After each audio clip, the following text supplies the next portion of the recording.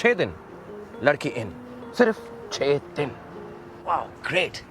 सिर्फ 6 दिन क्यों? मैं संडे को काम नहीं करता। अमन संडे ऑफ ले सकता है, लेकिन आप नहीं। All credits to the economic liberalisation in the 90s। India is on the move again. We shall make the future happen. वैसे it wasn't all bad. For the working class मर्द it meant new jobs, opportunities and ambitions, and for women it meant all that and also घर का काम। जहाँ घर की ladies और बच्चियाँ हमें अपने हाथों से प्यार से खाना खिलाएं, वही घर घर है। 80s तक जहाँ ज्यादातर लड़कियों से यही एक्सपेक्ट किया जाता था कि वो फटाफट शादी करके किचन में रोटियां गोल करें, लेकिन 91 के बाद के इस ग्लोबलाइज्ड इकोनॉमी में वो सब कुछ तो करना ही है जो पहले की लड़कियों से एक्सपेक्ट किया जाता था, but while navigating a demanding career.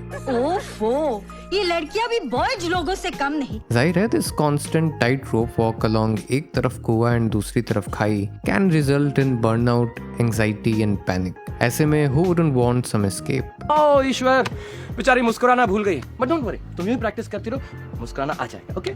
Thankfully, the liberalization of the 90s also made films more accessible to women. वैसे तो सिनेमा हॉल्स फिर भी मेल डोमिनेटेड ही रहे, लेकिन बढ़ते टेलीविजन मार्केट ने लड़कियों को घर बैठे घर से बाहर झांकने का मौका दे दिया। अब वैसे फिल्में बिग स्क्रीन पे देखें या स्मॉल पे, थी तो वो mostly hyper masculine he, but thankfully dimples came into the foray around the same time, offering a different kind of mardanagi to the pubescent millennials. But he wasn't always like that. He has been a creep, stalker, and almost a psychopath. एक बार कह दो कि तुम भी मुझसे प्यार करती हो। लेकिन एक दिन वो सरसों के खेत में बाहें फैलाए आ गया and everything changed. वैसे तो DDLJ के शुरू में भी he is still a jerk, but by the time we reach the interval, things have changed. In fact, interval के बाद we see our hero do things we've rarely seen our heroes do on screen.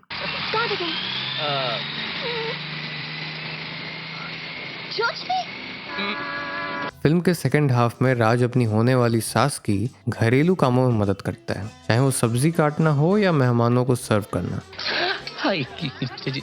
Beer, lassi, this is लस्सी, लस्सी, ये मीठी, या फिर सगाई के लिए साड़ी खरीदना। और ये सब करने के बाद he then goes on to keep करवा चौथ fast for सिमरन।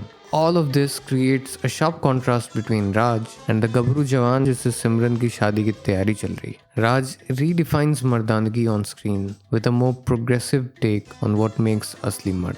और ये सब देखने के बाद suddenly you start to ignore all the creepy roles he has done in the past. DDLJ के बाद भी he plays flawed characters, yet he places his women above his narrow self-interest. We see him sacrifice his job, his life, and even his ice cream. But when he's a total green flag, तब तो क्या ही कहने। He'll leave his family if they don't accept you and cross the border if you accept him. He looks delicious, charms you with his words. और एक बात और बता दो, आपकी हलवाई की दुकान तो मैं हड़प कर ही रहूंगा। Listens to you yap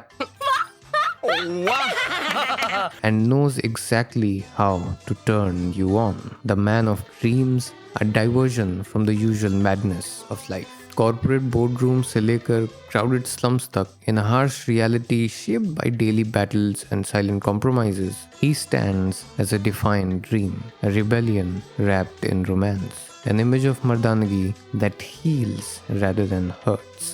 देखा तो ये जाना सनम, प्यार होता है दीवाना सनम।